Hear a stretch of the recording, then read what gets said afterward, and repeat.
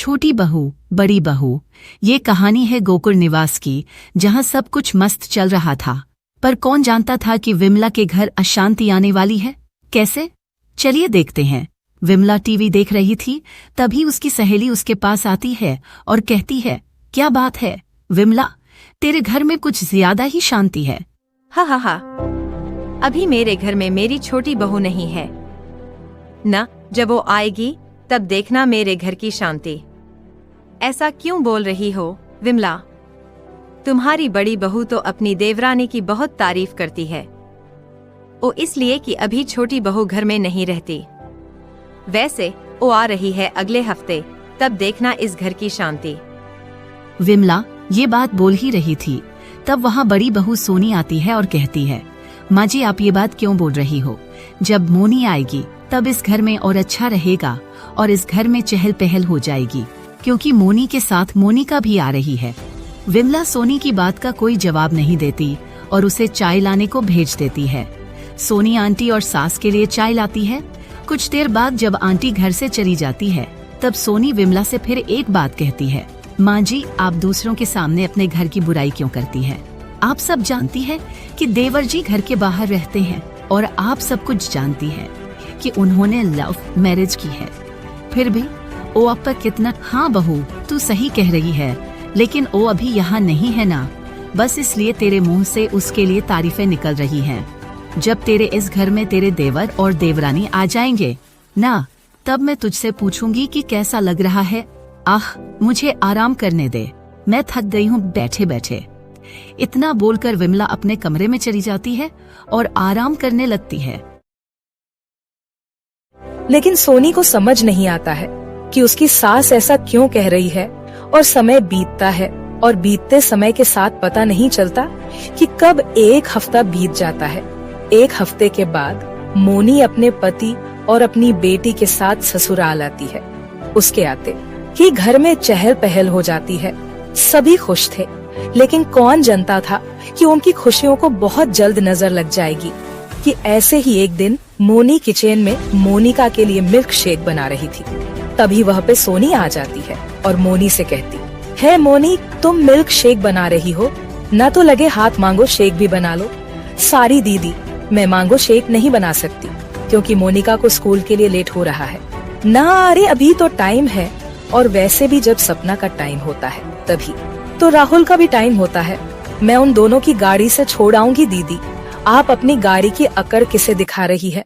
चलो मना कि आपके पास गाड़ी है, तो इसका मतलब ये नहीं कि आप बात बात पर अपनी गाड़ी की अकड़ दिखाती रहेंगी। मोनी तुम ये क्या कह रही हो? भले ही मैं अपनी गाड़ी की अकड़ क्यों दिखाऊंगी? भले ही वो गाड़ी मेरे पति ने ली है, लेकिन मैंने उस पे अपना हक नहीं जताया। लेकिन अभी तो आप यही कर रही है ना। इतना सुनते ही सोनी को गुस्सा आ गया और वह वहाँ से चली जाती है और वह अपना काम खुद ही करती है। और ऐसे ही समय बीतता गया और उन दोनों देवरानी जेठानी में लड़ाइयाँ होने लगी। समय के साथ वक्त बीतता गया। कुछ दिन बाद सोनी के ससुर की तबीयत खराब हो गई, तो उनकी इतनी बड़ी दुकान उनके दोनों बेटे ही संभालने लगे। और इधर घर में दोनों बहुओं में लड़ाई इतनी बढ़ जाती है कि उसका असर अब उनके बच्चों पर भी पड़ने लगता है। ऐसे ही एक दिन राहुल और मोनिका कमरे में खेल रहे थे। तभी राहुल के हाथ से एक सामान गिरकर टूट जाता है, तो मोनिका उसे पर चिल्लाने लगती है। राहुल मोनिका से माफी मांगता है और कहता है कि गलती से टूट गया, पर मोनिका नहीं मानती और राहुल को बुरा भला कहने लगती है। तभी वह विमला आती है और जोर से मोनिका को एक थप्पड़ मार देती है। फिर मोनिका अपनी दादी से सवाल करती है, मुझे थप्पड़ क्यों मारा? ओ इसलिए कि तू भी इस घर में रहकर इस घर की बदतमीजी सीख रही है, जैसे तेरे माँ बाप आपस में लड़ रही हैं। ठीक उसी तरह तुम दोनों की जुबान भी गंदी हो रही है। विमला का गुस्सा और ऊंची आवाज सुनकर मोनिका की माँ और राहुल की माँ आ जाती है, यानी मोनी और सोनी कमरे में आती है। माँ जी आप सपनों को इस तरह क्यों डांट रही हैं? ओ इसलिए कि तुम दोनों की जुबान तुम्हारे बच्चे सीख रहे हैं। अरे अभी इनकी उम्र क्या है जो ये तेरा मेरा कर रही है? पहले तुम दोनों की लड़ाई हुई, मैंने कुछ नहीं कहा। तुम दोनों इस घर में तेरा मेरा करने लगवाने कुछ नहीं कहा। तुम दोनों अपने पतियों को अपनी लड़ाई में लेकर आई।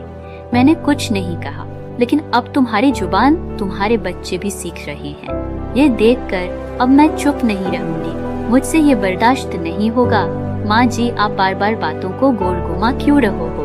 साफ साफ कहिए कि क्या हुआ। सोनी की बात सुनकर उन दोनों को सारी बात बताई है। ये सुनने के बाद सोनी और मोनी की आंखें शर्म से झुक जाती हैं। क्यों, क्या हुआ? अब तुम दोनों की नजरें क्यों झुक गई? तुम दोनों इस घर में लड़ झगड़ के अपने बच्चों को यही सब तो सिखा रहे हो कि किस तरह तेरा प्यार करना है। अरे इन दोनों की उम्र क्या है जो ये दोनों माँ बाप पर जा रहे हैं? मुझे तो ये समझ में नहीं आ रहा कि आगे चलकर इस घर का मुझसे गलती हो गई, मुझे माफ करिए। अब मैं कुछ भी ऐसा नहीं करूँगी कि आपको बुरा लगे। और मोनी का नहीं होगा, और मोनी ने भी सोनी से कहा। फिर सब इस कहानी से हमें यह शिक्षा मिलती है कि हमें अपने बच्चों के सामने लड़ाई झगड़े नहीं करने चाहिए और परिवार में एकजुट होकर रहना चाहिए। शुक्रिया।